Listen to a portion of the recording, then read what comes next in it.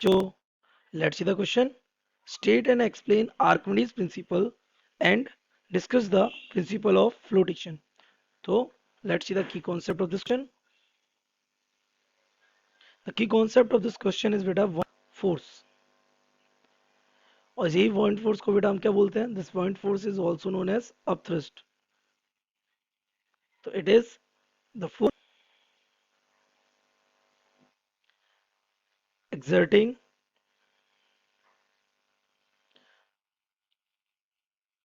on a body when body is immersed partially or completely in a liquid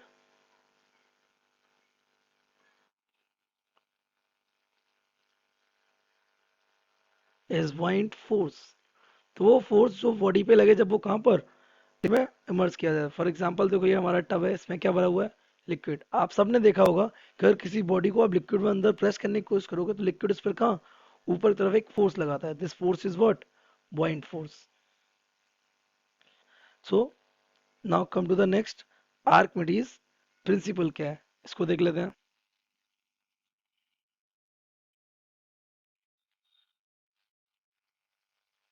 तो Archimedes principal ने बेटा calculate किया था क्या? Okay, he has calculated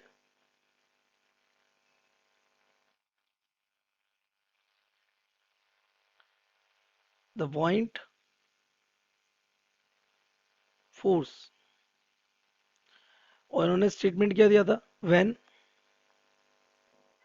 a body is immersed in a liquid fully or partially,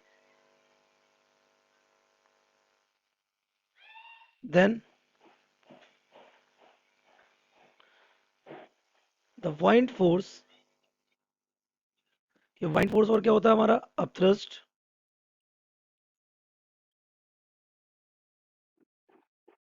और इसको क्या बोलते हैं? Archimedes loss in weight. जब एक बॉडी पर नीचे से फोर्स लगेगा तो उसके वेट में क्या आएगा? लॉस आएगा. तो loss in weight of the body.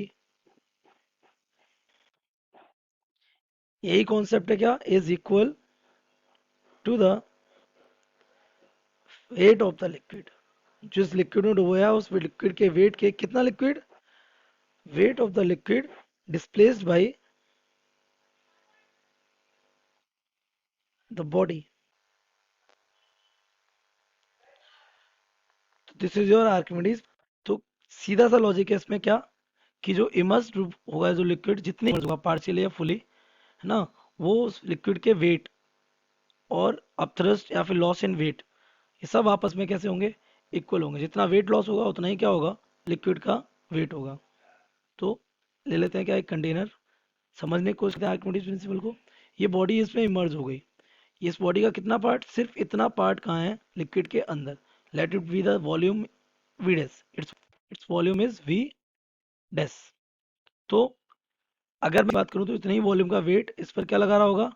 अब थ्रस्ट लगा रहा होगा ऊपर की तरफ, और नीचे की तरफ इसमें लग रहा होगा क्या? वेट. सो अब thrust is equal to weight of liquid of V dash volume. ये जो वॉल्यूम है आपका वीडेस, इतने लिक्विड का जो वेट होगा उसके ऊपर क्या लगेगा? अब थ्रस्ट. तो अब थ्रस्ट हमारा हो जाएगा वीडेस. अब आपको मालूम है वेट वेट क्या होता है? mg. तो इस लिक्विड का मास कितना हो जाएगा? वॉल्यूम इंटू डेंसिटी, क्योंकि डेंसिटी इक्वल मास बन रहा है. तो वीडेस रो ऑफ, यहाँ जाएगा जी, वेट ऑफ द लिक्विड. और ये किसके इक्वल है? हमारे अप थ्रस्ट के इक्वल. सो अगर हम देखें अब इसका क्या? Principle of flotation. तो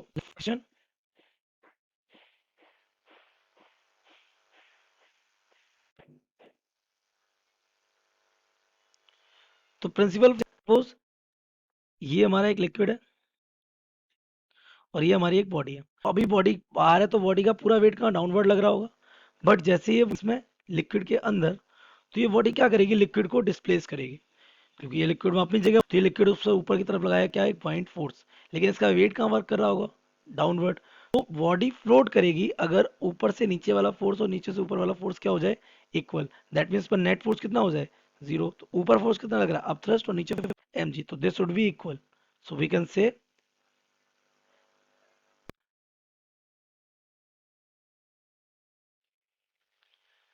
वेट,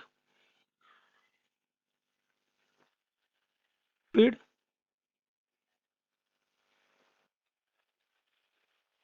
और फ्लूइड, एक ही बात है लिक्विड और fluid.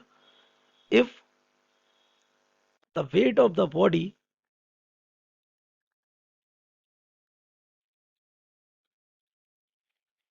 Is balanced by upthrust, ये तो अप थ्रस्ट लग रहा है, या बैलेंस्ड, या कह सकते हैं क्या, इक्वल हो जाए किसके, एम जी के। तो ये यू हमारा चाहिए इक्वल। सो वी कैन से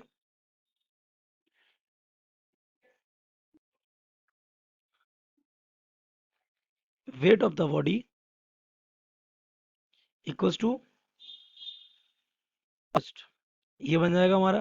तो हमारी बॉडी फ्लोट करेगी इतनी किस कंडीशन में, बोल था weight of the liquid displaced by the body. So we can write for flotation, weight of the body